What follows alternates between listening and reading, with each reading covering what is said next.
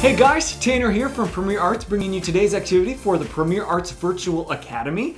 And we're going to do something really fun, really simple, and the results are going to turn out beautiful. And all you're going to need is a piece of paper, or cardstock is which I'm using, a marker, some Q-tips and rubber bands. I've got about 10 to 15 Q-tips wrapped up in rubber bands. And only 3 colors. Those colors are going to be red, pink, and white. And what we're going to be doing is creating a beautiful work of cherry blossom art. If you don't know what cherry blossoms are, they're these beautiful trees. Oftentimes they grow in Japan, or they have a beautiful cherry blossom garden in Washington, D.C. And a lot of times people look at them and they bring peace and calm. And sometimes that's what we need. So we're going to create our own little cherry blossom tree, and I think the results are going to be super zen and beautiful. First, you're going to take your marker and you're going to draw yourself a cherry blossom tree. This is going to be the stalk. Now it can be black, it can be brown. I'm just going to use black. Maybe you want to make a whole tree, maybe you just want to make a branch. I'm just going to make a branch. Oh, I'm going to hold on to my marker and then I'm going to just make a branch. So if you ever look at a tree, or you can always look outside for inspiration, a lot of times they start thicker and then they kind of sprout out little branches. So we're gonna, I'm making a really thick line over here. This is the start of our branch. Maybe the rest of the tree is that way, but our little branch goes here, and maybe we have another one there. It's art. You can make this however you want, truly. We're gonna have a big old branch come out there. We're gonna make him really thick at the stalk of him. There you go. And we're gonna give ourselves a couple little branches there, couple little branches there. That's gonna feed out. And we're just gonna make the actual branch a little thicker here.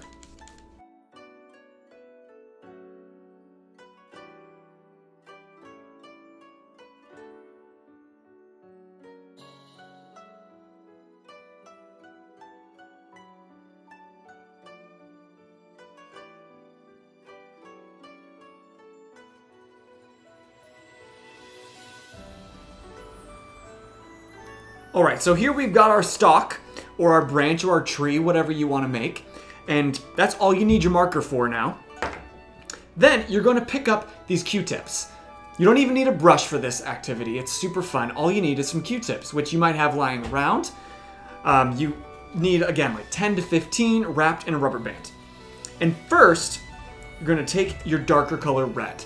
We're going to build out our cherry blossom petals, and we're going to start with the darker color because that's where the shadow is going to lie, and then we're going to raise the color from brightness, go to the pink into the white, and that's going to really add a lot of depth and a lot of highlight without even really trying that hard. So you're just going to take your Q-tips, dip them real light into your color. Again, I always like to wipe off on the side of something. Maybe you can do here on your mat. That way you know what it's going to look like, and it puts you in control. It doesn't let the paint boss you around. And you're just going to put these blossoms wherever you want.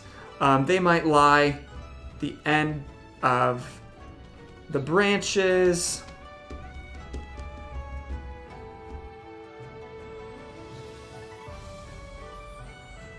Now again, I'm stippling, I'm dotting it, but I'm really, really light about it. I'm not loading my Q-tips up with a lot of paint.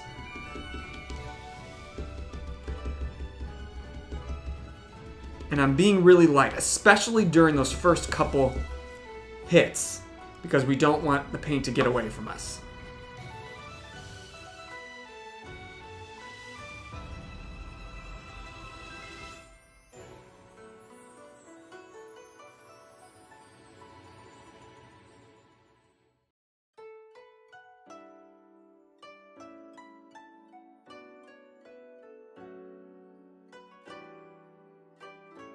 And there you go. Already it looks like some blossom petals are dotting these branches. and they're really beautiful. It almost looks like a fall day kind of with this red color. And then you're going to take your Q-tips and you're going to flip them around and use the other side. That way it saves you Q-tips. You don't go wasting a bunch of Q-tips.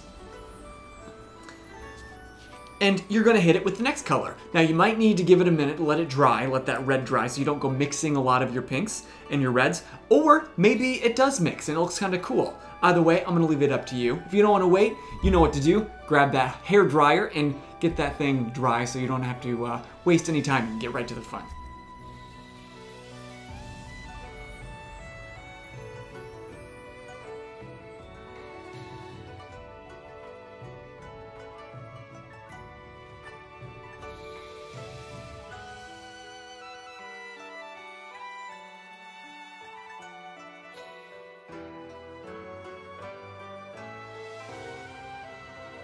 All right, so we hit it with some pink. This is kind of a darker pink. Maybe we want it to be a little bit lighter pink, so we can always mix it with our white if we wanted to, or if you want to pre-mix it at home, or if you want to just kind of mix as you are painting. That's kind of cool too. And so now what I'm going to do is grab my other set of Q-tips, and I'm going to go in with my white. Now this is going to add some cool highlights. It's also, because my pink is still wet, it's going to mix a little bit, and I think that's kind of cool. So I'm going to stick with it.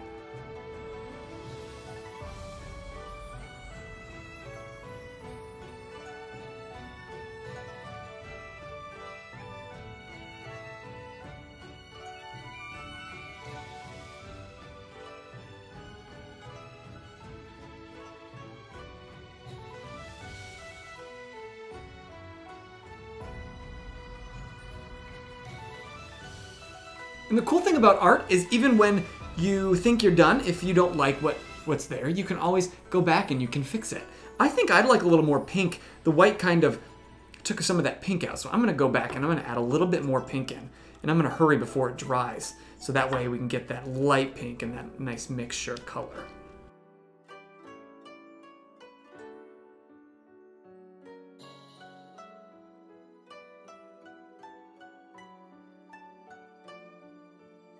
And there you go. It was simple as that. In a few easy steps, you went from a blank canvas to a beautiful work of art that I think is really pleasing to the eye. I think if you hung that above your bed, you can almost just feel the Zen energy. And if you had an entire sheet or a lot of these sheets, you could put them together and make a whole tree. That could be really beautiful. I'd love to see your beautiful works of art, so make sure if you are doing this at home, go ahead and take a picture, take a video, and put it up on Facebook, put it up on Instagram, tag Premier Arts. We would love to see it. And make sure you tune in every afternoon, Monday through Friday, for more fun activities through our virtual academy. Hope you guys are staying safe and healthy. We're gonna get through this, and we are gonna have a ball doing it. See you next time.